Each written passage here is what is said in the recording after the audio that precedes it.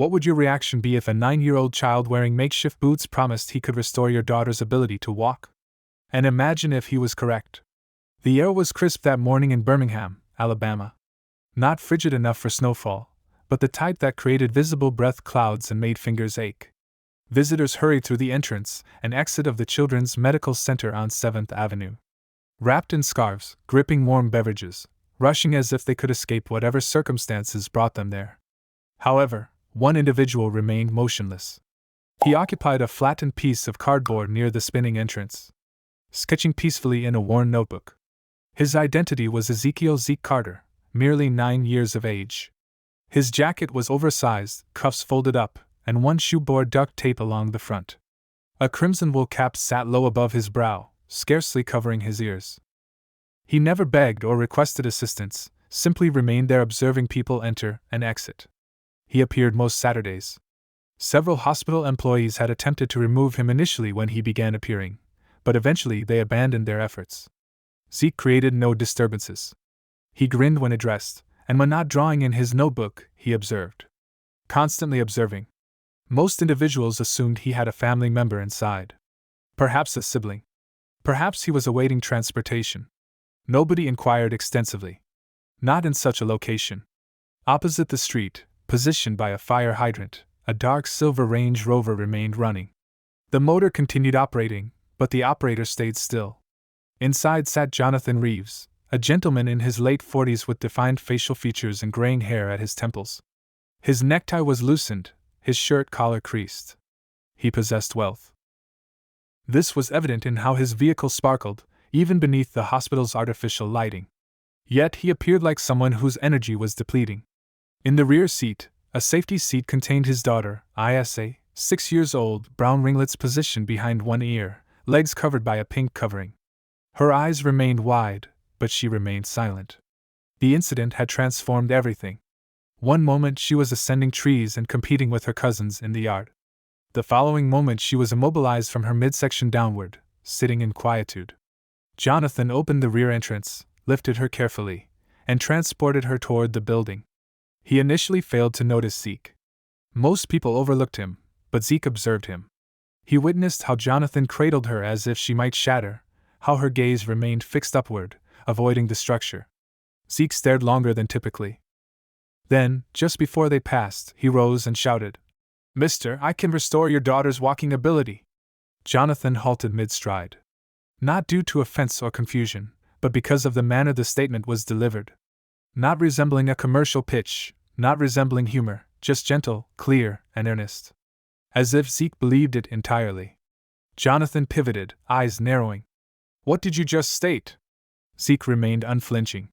He advanced, securing his notebook beneath his arm. "I stated I can assist her in walking again." Jonathan stared at him, his grip tightening around Isla. "That isn't amusing, child. I wasn't being humorous." Zeke's voice remained steady.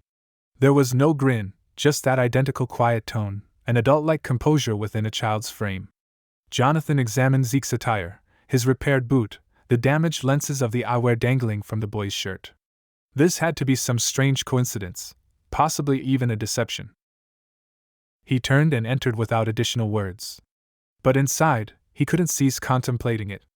The manner the child expressed it, not with optimism, not with uncertainty, but as if it were truth. However, something about that voice remained lodged in Jonathan's mind, and it would continue tugging at him until he returned. Jonathan attempted to dismiss the child. For the following several hours, he endured Isa's medical appointments, acknowledging updates from therapists, neurologists, and specialists. All utilizing identical phrases they consistently employed, controlling expectations. Extended journey ahead. Miracles require patience. He had heard everything. But Zeke's statement kept echoing in his thoughts like a persistent irritation. "I can restore your daughter's walking ability." By early afternoon, Jonathan and Isa emerged from the building. The sun had penetrated the cloud cover, but the coldness remained sharp. He walked toward the vehicle, carrying Isla as usual, when he spotted Zeke again, still present. Same cardboard, same notebook, except this time he was gazing directly at Jonathan as if he knew he would return. Jonathan paused. He glanced at Isla. Her head rested against his shoulder, eyes shut. Her body was light, excessively light for a child her age. He turned. You once more? He muttered, approaching. Why would you express something like that? You believe this is entertaining? Zeke shook his head slowly. No, mister. You don't even know her. Jonathan snapped, lowering Isa gently into the rear seat. You don't understand what she's experienced. You don't understand what we've endured. Zeke didn't retreat. I don't need to know her to assist. Jonathan straightened. You're what, 9? Almost 10. Precisely. You're a small boy sitting outside a medical facility with tape on your footwear. What could you possibly understand about helping someone like my daughter? Zeke looked downward, his fingers tracing his notebook's edge. My mother used to assist people in walking again, he said quietly. She was a physical therapist. She instructed me things. She said the body recalls things even when it forgets temporarily. Jonathan stared at him, the skepticism solidifying in his chest. So what? You observed her perform some exercises and now you believe you're a physician? I observed her help a gentleman walk after being confined to a chair for 5 years. Zeke said, eyes lifting. She didn't have equipment or nurses, just her hands, her patience, and belief. Jonathan opened his mouth to respond, then stopped. He glanced around. A nurse passed by, giving Zeke a small greeting. A custodian from the hospital nodded toward the boy. They all seemed familiar with him. I'm not providing you money, Jonathan said. I didn't request money. Then what do you desire? Zeke inhaled deeply and stepped forward. Just 1 hour. Allow me to demonstrate. Jonathan looked back at Isla, who had now opened her eyes and was observing both of them quietly. He sighed, massaging his nose bridge. I should depart immediately. Zeke didn't move. I should contact security, Jonathan added. Still, the boy remained silent. Jonathan finally exhaled. Fine. You want to waste your time, child? Meet us at Harrington Park tomorrow, noon. Don't be tardy. Zeke nodded once. I'll be there. Jonathan climbed into the SUV, started the engine, and departed without looking back. But in the rearview mirror, Zeke was still standing there, hands at his sides, expression unreadable. Back at home after dinner, Jonathan sat in his home office. Documents were scattered across his desk. None of them made sense. He kept thinking about how Zeke stood there as if he knew something. Isa peeked into the room. Father? She asked. He turned. Yes, sweetheart. Who was that boy? Jonathan paused. Just someone we encountered outside the hospital. He appeared like he believed it, she said. Believed what? That I could walk. He stared at her, lips parting slightly. She smiled faintly and moved her fingers across the armrest of her wheelchair as if they were legs. But Jonathan wasn't smiling because for the first time in a long time, something inside him didn't feel numb. It felt risky, like hope. Harrington Park was the type of place most people passed without a second thought. A damaged basketball court, a few swings with chains that creaked, and a section of grass that attempted to be a soccer field. On Sundays, it was typically empty, especially around noon. But that day, Zeke was already there sitting on the bench nearest to the large oak tree. He wore the same oversized jacket, but his notebook was stored away. Instead, he had a small athletic bag at his feet and a folded towel on the bench beside him. At 12:07, Jonathan's SUV arrived. He didn't speak initially, just retrieved Isla, positioned her gently in her wheelchair, and wheeled her over to where Zeke sat. He didn't make eye contact. His arms were crossed tightly as if he was already regretting being there. Zeke stood when they arrived. Hello again, he said politely. Jonathan gave a stiff nod. Isla waved timidly. Zeke smiled at her. Hello, Isa. Her eyes brightened slightly. Hello? Jonathan raised an eyebrow. How do you know her name? You said it yesterday, Zeke replied. I remember things. Jonathan didn't respond. He just gestured at the towel. So what now? Magic carpet ride? Zeke ignored the sarcasm. No, sir. Just the fundamentals. He opened his bag and retrieved a pair of socks, a tennis ball, a small container of cocoa butter, and a plastic container filled with what appeared to be warm rice wrapped in fabric. Jonathan squinted. What is all that stuff? Things my mother used, Zeke answered. The rice is for warmth. Helps relax tight muscles. The ball is for pressure points. Jonathan folded his arms again. Zeke turned to Isla. If it's acceptable, can I work with your legs for a brief time? Nothing painful. I promise. And if anything feels strange, just say stop. Okay? Ayase looked up at her father. He sighed. You can attempt. Just be cautious.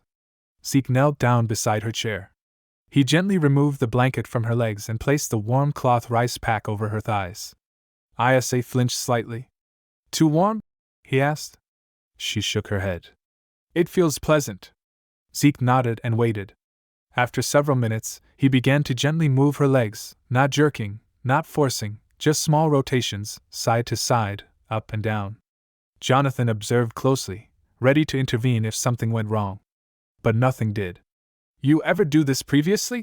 He asked, suspicious. Zeke didn't look up. My mother used to take me to shelters after school. She assisted veterans, folks who couldn't afford therapy.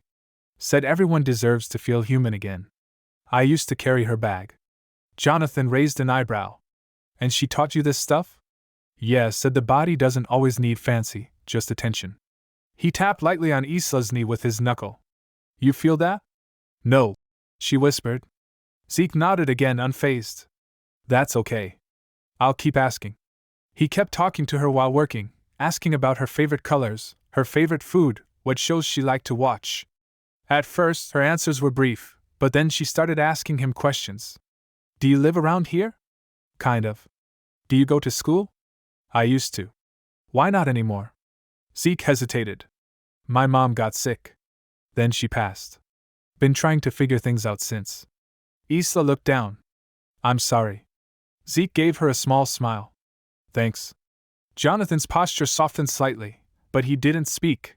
After about 30 minutes, Zeke gently tapped her ankle again. You feel that? Ayase blinked. A little pressure. Zeke looked up at Jonathan. That's good. Jonathan squinted. She sometimes says that during her regular sessions. Yeah, Zeke replied. But those sessions are inside a room full of machines. Sometimes kids get scared of machines. They tighten up. But here, he gestured to the open park. There's air, trees, feels different. Jonathan didn't say anything, but he was definitely listening now. Zeke helped Isla stretch both legs, then gave her some simple movements to try with her toes, just wiggling. She tried.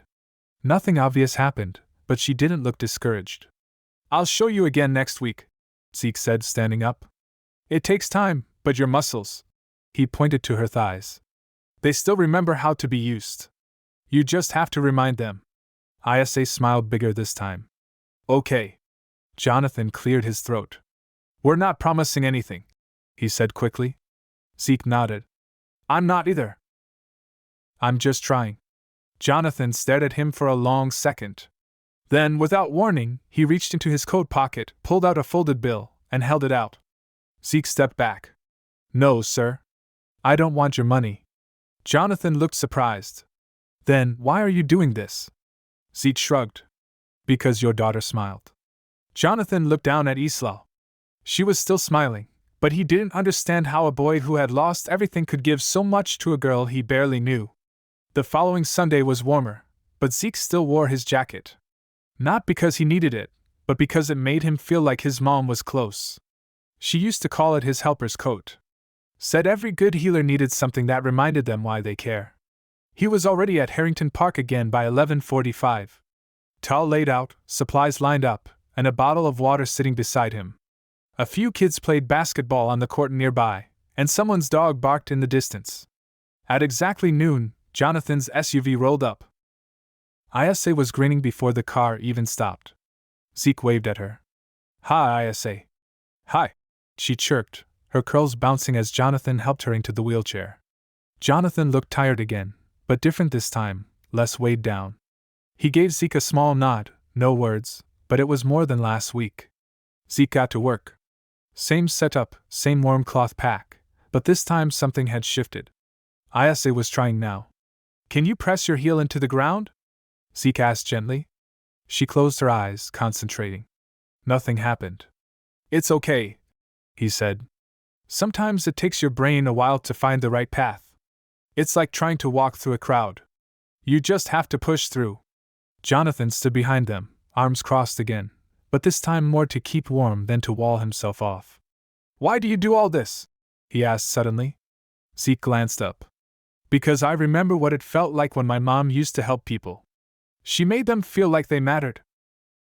I want to do that too. Jonathan nodded slowly. You ever think about doing something else? Sometimes, Zeke said, but this feels right. Jonathan looked at Isla. She was tapping her toes barely, but they moved. For the first time, he didn't speak. He just watched. The next few weekends they kept coming. Same time, same place. Zeke taught Isla how to use rubber bands to strengthen her ankles.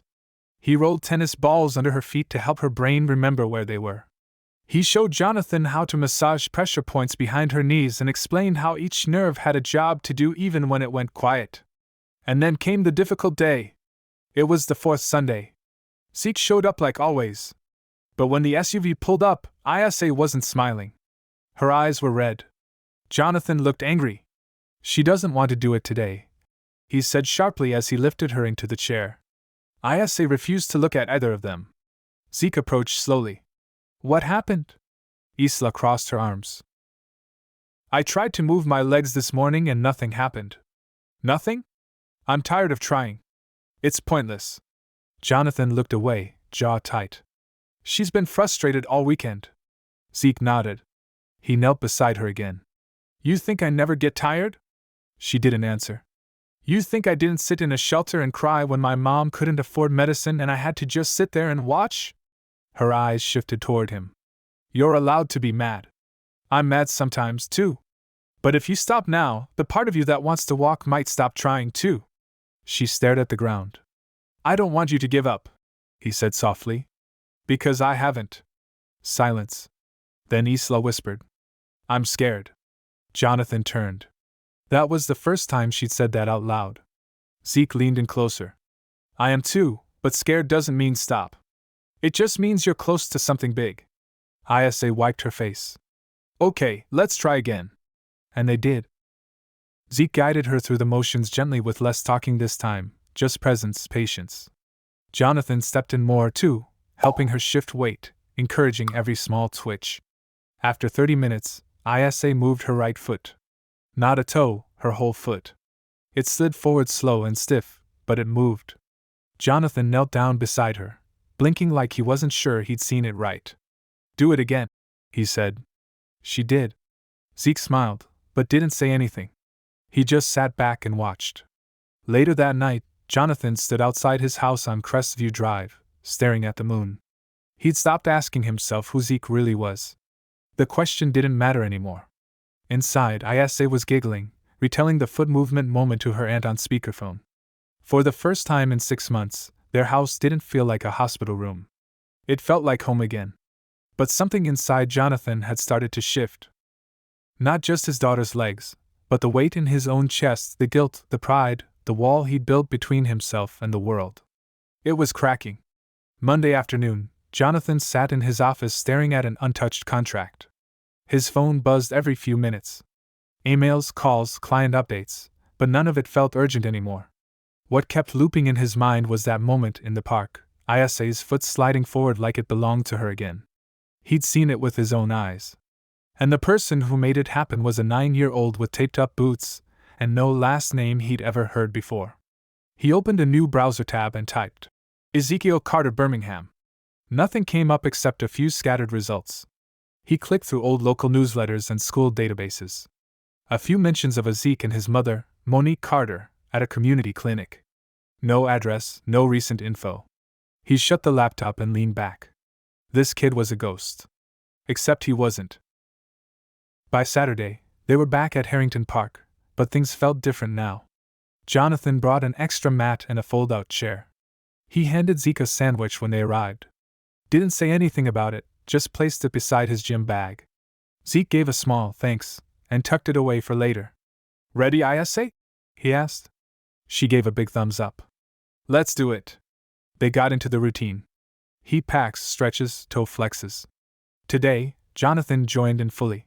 He sat cross-legged on the grass, doing each motion Zeke explained. Even messed it up once. You're bending the wrong way, Zeke said with a grin. Jonathan gave him a side eye. I haven't stretched since college. They laughed, even ISA. About 20 minutes in, Zeke leaned forward. All right, ISA, let's try something different. He unfolded a belt from his bag and placed it under her knees, showing Jonathan how to hold each end. She's going to try to lift both knees now, just a little. We help balance her. She controls the movement. Jonathan blinked. You sure? Zeke nodded. She's ready. They gave her a few seconds. Her brow tightened, eyes narrowed. She grunted softly and then her knees lifted slightly, barely an inch. But they lifted. Jonathan looked at her, stunned. You did that? She smiled. I did it. He swallowed hard. You really did it. Zeke nodded slowly, eyes on the belt. See, the body remembers. You just have to be patient enough to let it talk. Jonathan looked at him. You're something else, kid. Zeke didn't respond. Just started gently guiding Isla through the next stretch. After the session, as they packed up, Jonathan crouched beside Zeke. Where do you go after this? Zeke shrugged. Around. Jonathan lowered his voice. You got a place to sleep? Zeke hesitated, then said, Sometimes. Jonathan exhaled slowly, rubbing the back of his neck. You ever think about coming to stay with us for a while? Zeke's eyes widened. You serious? I got a guest room. You wouldn't be in the way. Zeke looked down at his hands. You sure your neighbors wouldn't mind a kid like me? Jonathan gave a short laugh.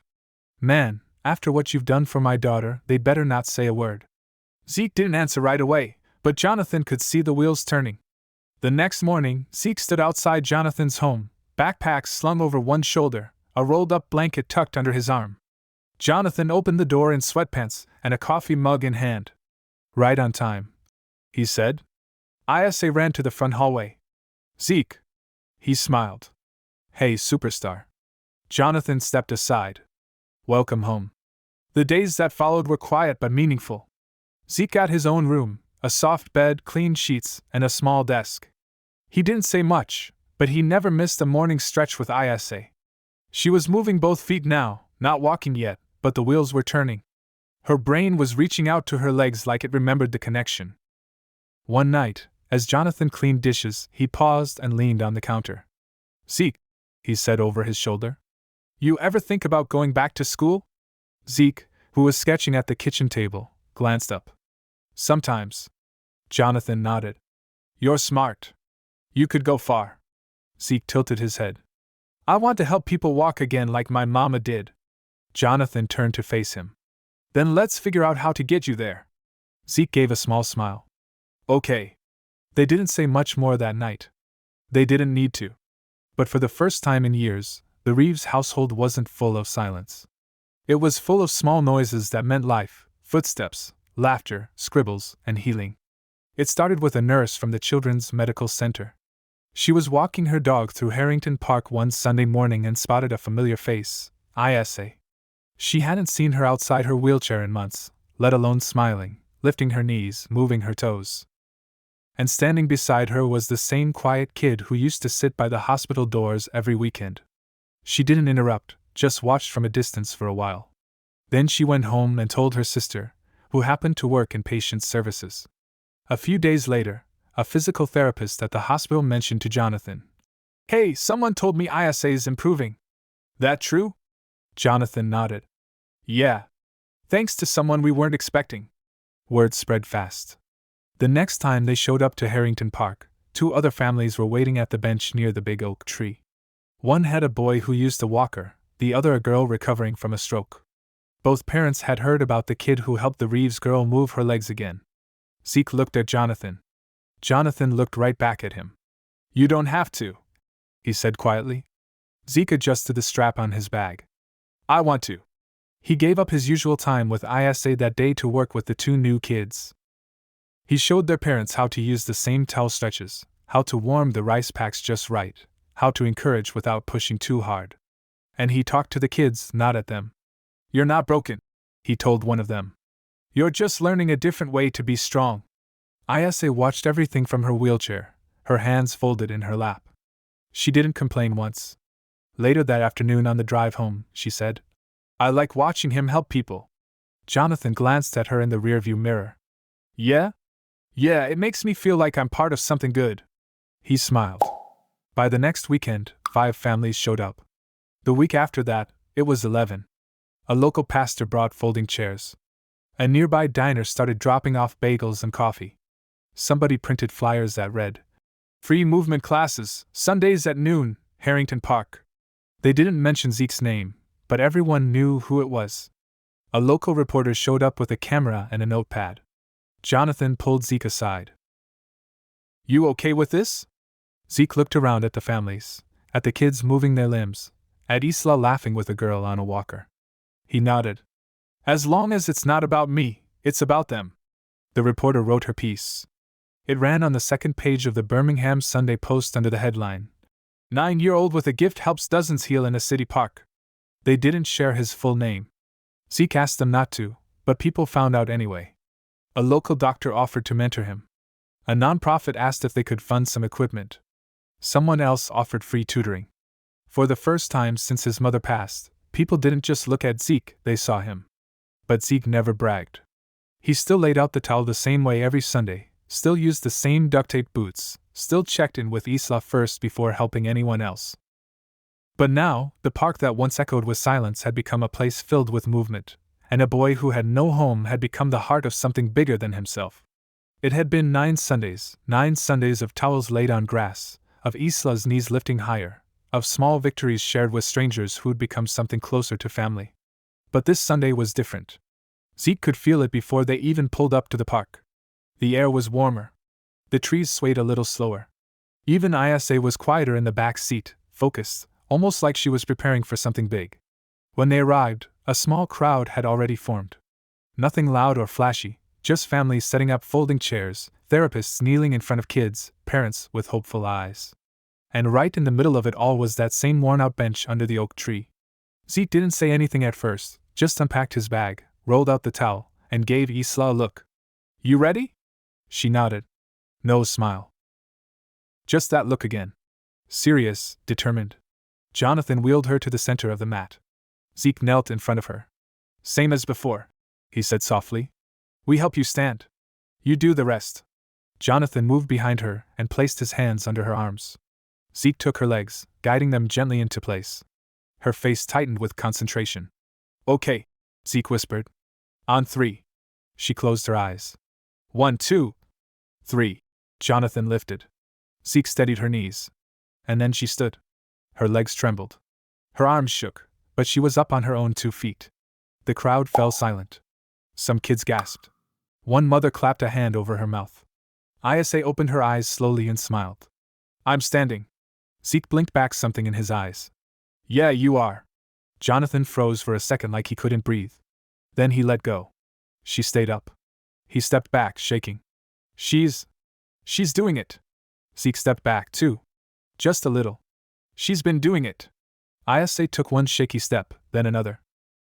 And then, because she was 6 and brave and didn't know how to be afraid, she took a 3rd step all on her own before falling into her father's arms. He caught her laughing, crying, his hands trembling as he held her. "You did it," he whispered. "You really did it." Isa turned to Zeke. "You said I would?" He gave her a small grin. "I said we'd try." That afternoon, nobody left the park in a hurry. People stayed, talked, hugged, some prayed. Zeke sat back on the bench and watched it all. He didn't say much. He never did. Later that night, Jonathan stood in the kitchen while Zeke poured cereal in a bowl. "You know, you changed everything," he said. Zeke didn't look up. "I did." Jonathan walked over and placed a hand on the boy's shoulder. "My daughter walked today, and not because of a hospital or a doctor or a miracle drug. She walked because a kid with nothing decided to show up again and again, even when nobody asked him to." Zeke nodded. "That's what my mom would have done." Jonathan's throat tightened. "I wish she could have seen this." "She did," Zeke said softly. "I think she sees everything." Jonathan wiped his eyes. "Zeke," he said quietly, "you're going to change a lot of lives." Zeke looked up at him. "I already am. There are people in this world who might not have fancy degrees, shiny resumes, or a perfect past, but they carry something far more valuable: heart, grit, and a reason to keep showing up. Sometimes the most broken people are the ones holding the tools to help others heal. If this story moved you, don't just keep it to yourself, share it.